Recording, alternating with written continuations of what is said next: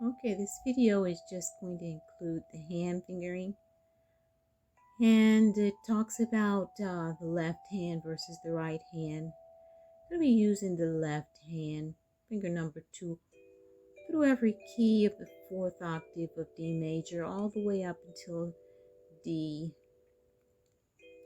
4th octave. Then you're going to switch over.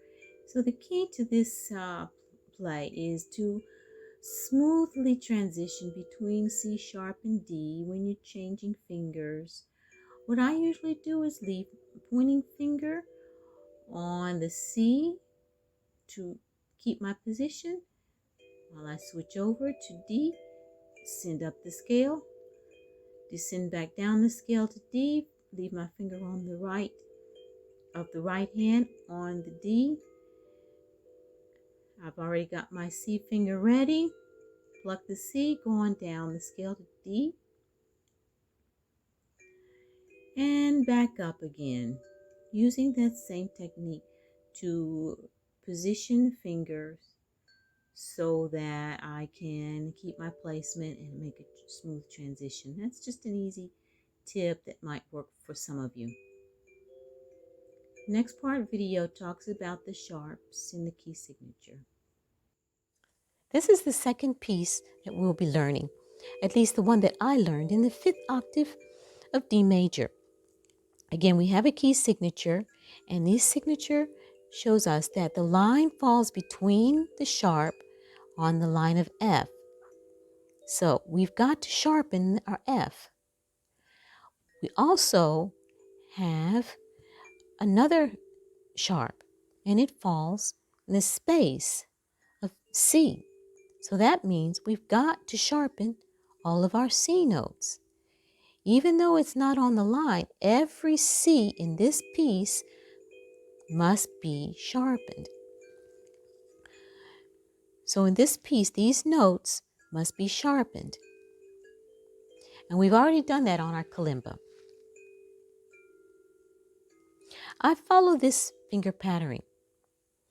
So I suggest if you want to try this too, feel free to do so. I've labeled my finger patterning, and you can label your finger patterning.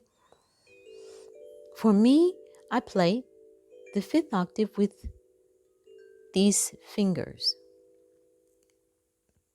on the right hand.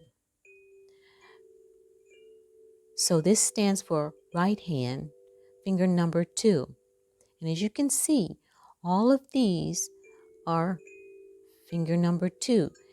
D, E, F sharp are all played with right hand, finger number 2. But then I switch over to G with the number 3rd finger. And I've written them so that you can see G, A, B, C, and D are all going to be played or plucked or stroked with the 3rd right finger. So when you're playing this particular piece or you're listening to this particular piece, you want to try your best to transition between the fingers smoothly and evenly without any interruptions.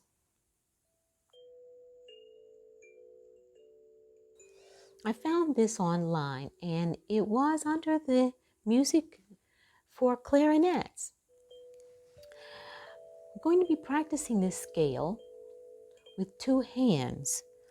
Although it's written in ascending, I would like to practice it ascending and descending, back and forth with 2 hands.